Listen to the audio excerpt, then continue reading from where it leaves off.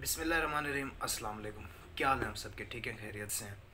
तो मुझे कुछ फ़ीमेल स्टूडेंट के मैसेज रिसीव हुए और कुछ फ़ीमेल स्टूडेंट के कमेंट्स भी थे। तो वो ये पूछ रही थी कि डॉक्टर ऑफ फिज़िकल थेरेपी का पाकिस्तान में स्कोप क्या है। बेसिकली आपने फार्म डी का स्कोप बताया, क्योंकि मैं फार्मेसी का स्टूडेंट हूँ, फोर्थ ईयर का। तो आप ये काइंडली बता सकते हैं कि डीपीटी का क्या स्कोप है, इसकी वैल्यू है नहीं है, ये शोबा फ़ीमेल के लिए कैसा है और मेल के लिए कैसा है। तो काइंडली ये थोड़ा सा बता दें, ठीक है? तो वीडियो को शुरू करते हैं। शायद ये वीडियो आपको अच्छी ना लगे, लेकिन मैं आपको जो भी नॉलेज या जो भी आपको स्कोप बताता हूँ वो मैं अपने एक्सपीरियंस बेस पर बताता हूँ, या मैं आपको टीचर से पूछ के बताता हूँ, या मैं अपने हॉस्पिटल जो होते हैं हमने विज़िट किया हुआ है। मैं 1 साल हॉस्पिटल में रहा हूँ, मेरा एक्सपीरियंस है एज अ हॉस्पिटल फार्मासिस्ट का, ठीक है? तो वहाँ पर आपको पता है टीम वर्क होता है। डीपी एक सेकेंड। डीपीटी वाले भी होते हैं, फार्मासिस्ट भी होते हैं, एमबीबीएस वाले भी होते हैं, बीडीएस वाले भी होते हैं, ठीक है? तो ये जो भी मैं आपको स्कोप बताऊंगा ये बुक्स से हट के होगा, गूगल से हट के होगा, किसी का नहीं बताया होगा। शायद ये आपको बहुत बुरी वीडियो लगे, लेकिन ये प्रैक्टिकल फील्ड से रिलेटेड है। जो चीज़ें प्रैक्टिकल में हो रही होंगी मैं आपको वही बताऊँगा। बाकी मैं आपको कुछ भी बता सकता हूँ व्यूज़ हासिल करने के लिए, ये स्कोप है, वो स्कोप है, इतने लाख वाली जॉब मिलेगी, ये हो जाएगा, वो हो जाएगा। इस तरह का जो भी सिस्टम होगा बकवास मैं वीडियो में नहीं बताऊंगा आपको, सिर्फ और सिर्फ टू दी पॉइंट होगी वीडियो हमारी, ठीक है? तो सबसे पहला जो स्कोप आ जाता है डीपीटी का, ठीक है? हम जब स्कोप की बात करते हैं बेसिकली हम पैसे की बात करते हैं कि हम कितना हमें सैलरी मिलेगी आफ्टर डीपीटी, हम कितना पैसा कमा सकेंगे। पहले आपकी जो जॉब लगेगी वो होगी हॉस्पिटल के अंदर एज आ फिजियोथेरापिस्ट। जब आप ग्रेजुएशन कर लोगे फिजियोथेरापी के बाद 5 साल का जो आपका प्रोग्राम है, सबसे पहले आपकी जॉब लगेगी हॉस्पिटल के अंदर एज अ फिजियोथेरापिस्ट। चाहे आप मेल हो चाहे आप फीमेल हो, दोनों के लिए मेरिट, आपकी जो जॉब्स की सिलेक्शन होगी वो आपकी मेरिट बेस पर होगी। अगर आपका मेरिट, आपका टेस्ट क्लियर होता है जो आपसे लेते हैं पीपीएस के थ्रू, आप फिर सिलेक्शन हो जाती है तो आप 17वें स्केल 70 स्केल के ऊपर चले जाते हो, एज अ फिजियोथेरापिस्ट काम करते हो। और आपको पता है फिजियोथेरापिस्ट की ऑलमोस्ट सैलरी जो गवर्नमेंट सेक्टर में होगी वो 70 या 60 इतना ही होगी, आपको आइडिया होगा इस चीज़ का, ठीक है? तो आप फिजियोथेरापिस्ट हॉस्पिटल के अंदर 70 स्केल के ऊपर लग सकते हो आफ्टर ग्रेजुएशन, अगर आपने अच्छी खासी नॉलेज हासिल की हो डीपीटी की। पहला स्कोप यही है हॉस्पिटल के अंदर, ठीक है? हॉस्पिटल के अंदर आप लग सकते हो। दूसरा जो स्कोप है वो है प्राइवेट सेक्टर। गवर्नमेंट सेक्टर में आपको क्लियर करता चलो ना, फार्म डी की इतनी ज़्यादा सीट्स आती हैं और ना ही डीपीटी की इतनी ज़्यादा सीट्स आती हैं। डीपीटी और फार्म डी ये दोनों जो शोबे हैं ना ये इमर्जिंग है, ये आगे इनका स्कोप आएगा, आगे इनका फील्ड का बढ़ेगा वैल्यू, ठीक है? अब प्राइवेट सेक्टर में चाहे फार्म डी है या डीपीटी, इनका स्कोप बहुत बढ़ जाता है, बहुत ज़्यादा वाइड हो जाते हैं ये, ठीक है? डीपीटी आप अगर कर लेते हो तो आप प्राइवेट सेक्टर में एज अ फिजियोथेरापिस्ट किसी हॉस्पिटल के अंदर काम कर सकते हो, जिसमें आपको अच्छी खासी सैलरी पे करते हैं, आप अच्छा खासा अपना वो कर सकते हो, अपना सर्कल चला सकते हो, ठीक है? मेरे कुछ दोस्त हैं, मेरे कुछ सीनियर्स हैं जो कि अभी फिजियोथेरापी यूनिवर्सिटी ऑफ लाहौर से करके आए हैं, जो 3 साल 2 साल मुझसे सीनियर्स हैं, तो वो आज अच्छी पोस्ट पर ही हैं, ठीक है? मैंने उनसे भी पूछा, सारा स्कोप मैंने कंफर्म करके आपसे बता रहा हूँ। वो कहते हैं अच्छा शोभा है, शुरू शुरू में आपको रुलना पड़ता है, चाहे फार्म डी या डीपीटी। यार शुरू शुरू में आपको कोई कुछ नहीं देता, क्योंकि शुरू शुरू में ना आपका एक्सपीरियंस होता है, ना ही आपके पास कोई इतना ज़्यादा मार्केट का एक्सपीरियंस होता है। तो जैसे जैसे आप मार्केट में घुसते जाओगे आपका एक्सपीरियंस बढ़ता जाएगा, आपका स्कोप जो है ऑटोमेटिकली बढ़ता जाएगा, ठीक है? तो आप हॉस्पिटल प्राइवेट में भी एज अ फिजियोथेरापिस्ट काम कर सकते हो, जिसमें आपको अच्छी खासी सैलरी मिल सकती है। दूसरा आ जाता है अपने खुद का सेटअप, खुद की क्लिनिक, खुद का हॉस्पिटल आप ओपन कर सकते हो, कोई मसला कोई परेशानी नहीं है। वहाँ पर आपने क्या करना है, इंजेक्शन नहीं लगाने, ना ही बोतलें टीकें लगानी है आपको, ठीक है? जो आपके अपने फील्ड से रिलेटेड फिजियोथेरापिस्ट का काम होगा ना वो आपने करना होता है। नो, इसमें कोई नहीं शक नहीं है कि आप लोग इंजेक्शन लगाओ, लेकिन अगर आपका फील्ड है, आपका फील्ड है यानी कि उसको कोई शोल्डर इंजरी है, ठीक है? उसको कोई नेक इंजरी है, उसको कोई जॉइंट इशू है, ठीक है? उसको कोई जो भी इशू आ रहा है बॉडी से रिलेटेड, उसको जॉइंट्स पेन हो रहा है, उसको बोन्स पेन हो रहा है, ठीक है? उसको सर्विकल का इशू है, या उसको क्लेविकल का इशू है, ये एनाटमी फिजियोथेरापिस्ट वाले पढ़ते हैं, हमने भी 1 साल एनाटमी पढ़ी है, मुझे भी पता है इतना, ठीक है। तो फिर उससे रिलेटेड आप इंजेक्शन लगा सकते हो कि अगर इसको ये इंजेक्शन लगेगा तो इसका ये ठीक हो जाएगा। लेकिन आप लोग जैसे MBBS वाले प्रैक्टिस करना शुरू कर देते हैं, जैसे बोतलें लगाना शुरू कर देते हैं, टीके लगाना शुरू कर देते हैं, उसके अलावा अपना हॉस्पिटल बना लेते हैं, इस तरह का फिजियोथेरापिस्ट और फार्म डी वालों के लिए कोई सीन नहीं है, ठीक है। आप चोरी छुपे ये काम बेशक कर सकते हो। पाकिस्तान के अंदर वैसे भी ये चीज़ें पीक पर हैं। यहाँ पर डिस्पेंसर जो 1 साल का डिस्पेंसरी का कोर्स करता है वो भी अपनी क्लिनिक बनाकर बैठा हो, तो फिर भी आप लोग तो 5 साल का कोर्स करके आए हो DPT का, फार्म डी का, तो आप लोग भी बना सकते हो, इसमें कोई मसला नहीं है। लेकिन अगर फिर पकड़े गए तो फिर जुर्माने होते हैं आपको, ठीक है।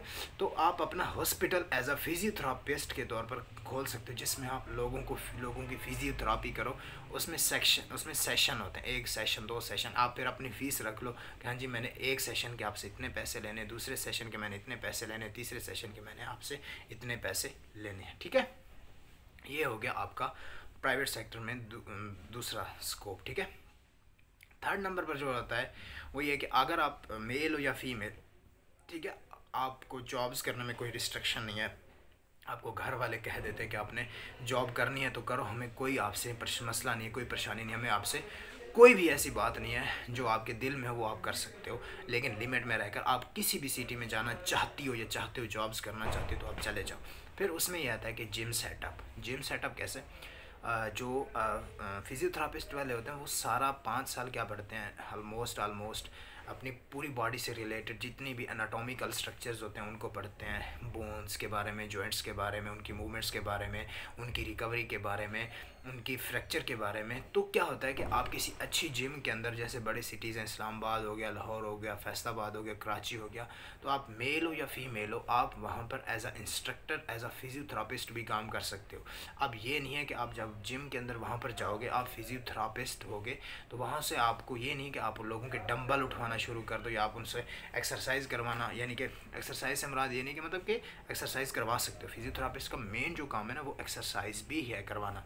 वहाँ पर जो आपको पता है कुछ बॉडी बिल्डर्स की या कुछ जो जिम वाले लोग होते हैं उनकी इंजरी हो जाती है, तो उस इंजरी को रिकवर करने के लिए जिम वाले फिजियोथेरापिस्ट को रखते हैं, उनकी अच्छी खासी सैलरी होती है।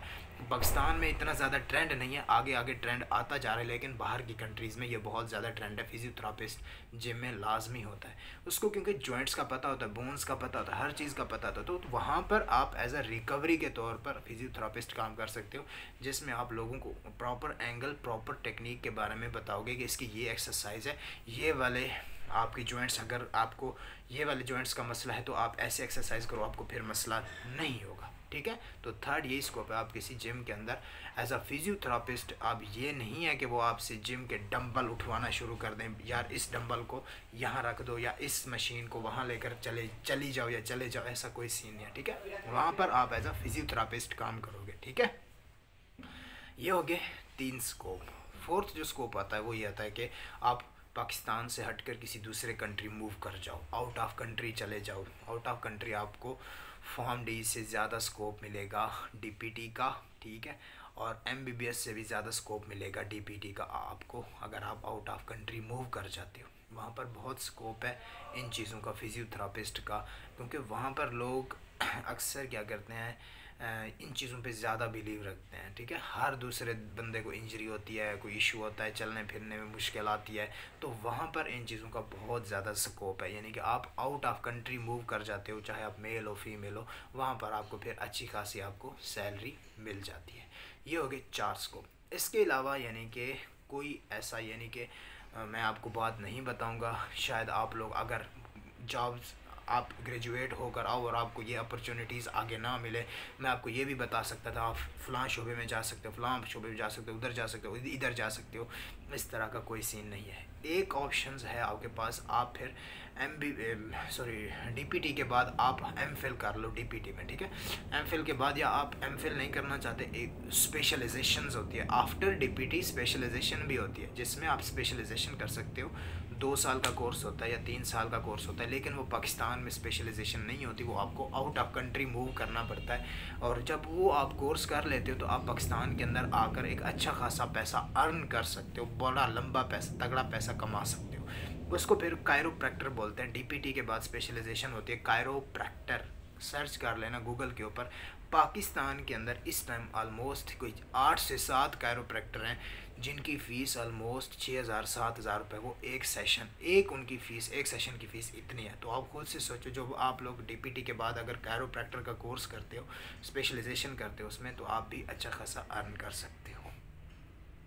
ठीक है। उसके बाद अगर आप एमफिल करोगे तो आप टीचिंग में भी अपनी जॉब्स को हासिल कर सकते हो।